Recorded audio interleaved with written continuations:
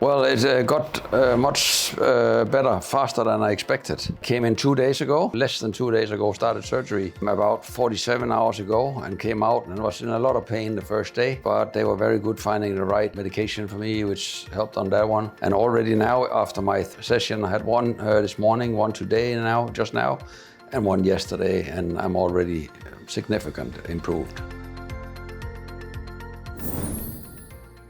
I had more or less bone to bone, and I had very difficult walking. I was struggling up and down stairs, so there was no way back. I had to get it done. So I visited 3 hospitals.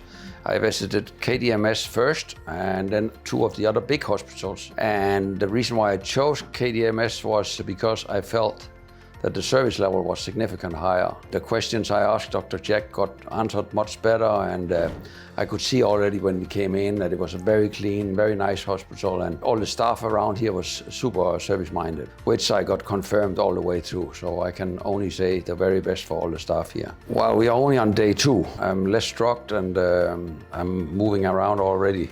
I think this will go much faster than I expected. So, but before I started surgery, I didn't expect ever to go back to full range of motion. I have a different thinking about that now. I think I will recover 100% and get full range of motion. But of course, it's individual from person to person.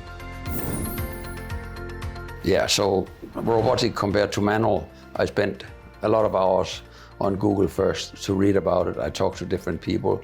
I met knee specialists in other places in Thailand, but also in Spain. I was in Mexico. I met a very high-class knee specialist over there.